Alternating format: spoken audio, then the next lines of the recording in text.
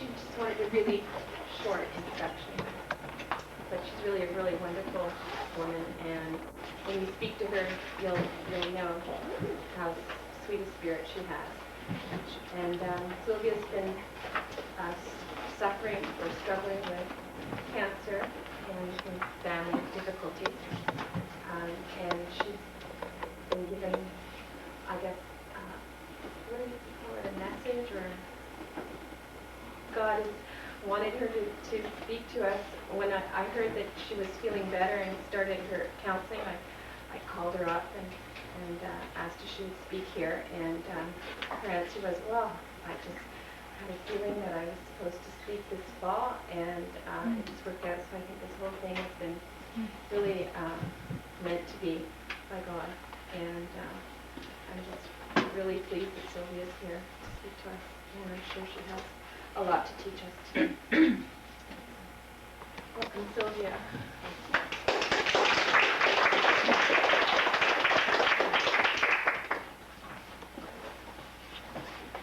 Only a conference on suffering. Do you girls have a life? What are you doing here on a Saturday? Coming to a conference on suffering. It's not a hot topic, quite frankly. It ain't a hot topic for me. We'll journey together and find out what we can learn. I've provided for you an outline, and it should be in your little packet that you received. The title of our retreat today is The Importance of Suffering. Someone had given me a book by a Catholic theologian called The Importance of Being Sick. And it was a bit too light and fluffy. And then someone had given me a book, and when you're sick, everybody gives you books. Everything from The Miracle Cure, Barley Green, Health and Wealth Psychology, Health and Wealth Theology. You just get a smorgasbord of cassettes and tapes, and that's kind of one of the benefits of getting sick as your library grows. Someone gave me this book, and I don't remember who it was. There's no inscription in it, but this by far has meant the most to me, Making Sense Out of Suffering by Peter Kreeft. And a lot of what I'm going to share today comes from Peter Kreeft's book and my own experience and sort of the meditation of mystics and a lot of other stuff that I've gleaned from for this conference. So we're going to start with why suffering is not a hot topic. We're living in a post-Christian era. That ought to say a lot. We don't today judge our lives or live our lives according to the Westminster Catechism. I mean, most people you bump into are not overly concerned about glorifying God and enjoying Him forever. Let's face it. So that is definitely one of the factors that influence or impacted what we prioritize today as humans living in modern, postmodern, really, Western culture. What is the focus of Western civilization today? You have to agree that self-preoccupation, self-gratification, the thrust of all, nearly all modern psychology is self-actualization, to borrow from Carl Rogers, self-absorption, self-pleasing enterprises. And how do we see this manifestation? How is this centralization as opposed to decentralization of the self manifest? Well, just look at the quest of baby boomers for eternal youth with Viagra and routine hormone replacement therapy without even thinking that should be needed, or you just want that edge. Baby boomers want that edge. It seems to me that they're under the illusion that life is going to, on this earth is just going to be perpetuated ad nauseum. But there is a definite, I'm not saying that all these things are bad in and of themselves, but I'm just saying that they reflect a definite shift in Western thinking. And another way that we see it manifested, this centralization as opposed to decentralization of the self, is the emphasis on psychological well-being, using antidepressants, let's say, as a prophylactic against a bad mood phase or something. I'm not saying that these things don't have their place, they certainly do. But we do see so much emphasis on, especially in modern pop psychology, not good psychology, but pop psychology, on this, on psychotherapy, medication, emphasis on the self, and what have you.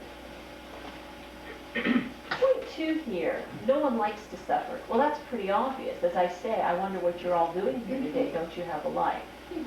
And of course you have a life, but your life is in Christ. And that changes the equation, doesn't it? Christ is in your value system. And if you can't have Christ in the value system without suffering, because he's the man of sorrows. So somehow suffering has to enter your equation. And I think that speaks to why you're here today, in part, anyway. Our proclivity to eradicate, our tendency, our penchant for eradicating suffering is manifested in several ways. We can see it in such things as our emphasis in society to overcome or eradicate ignorance. So we're very involved in education, getting educated. Never have we had more people so educated. A high school education now looks like nothing. I mean, you need at least a college education to do something with your life. So everything is shifted. Really, our barometer has really shifted. And how about all of our efforts to work towards world peace, to alleviate, through the United Nations, suffering in the world, to try and intervene in Bosnia? These are all good in and of themselves. But our pursuit, our quest for knowledge, we have an overabundance of knowledge, and wisdom is in short supply. And that's basically the point I'm trying to make here, is that we've had every which kind of knowledge at our disposal. And we have so many experts today in every discipline imaginable, thinkable, and the experts just don't agree. I mean, did you ever enter a discipline where the experts agree? So the be-all and end-all of life is not knowledge. Knowledge alone is never going to eradicate suffering. Wisdom will not help us eradicate it, but it will help us to deal with it, interpret it, make sense of it, understand it. And these wisdom and knowledge are simply galaxies apart. I mean, you just can't say that one is the equivalent of the other. That's my point. So to emphasize this point, we have to remind ourselves that we need suffering in the equation if we're going to be able to attain wisdom. And I'm going to show you how this works in a few minutes, how the relationship between suffering and wisdom. It's a circular concept. I'll just say this here. We need to suffer to become humble. And humility, I believe, is the basis for wisdom. And this is a circular thing that goes on all our lives. We suffer because we resist humility. God allows us to suffer so that we can be humble. And it's when we are most humbled that we dispose our body, mind, and soul to garner wisdom. And this wisdom then serves us in the next round of suffering. I mean, this is like a really long, lightweight wrestling championship. And we go round after round after round with this circular thing called suffering. And it really is intertwined with humility and wisdom.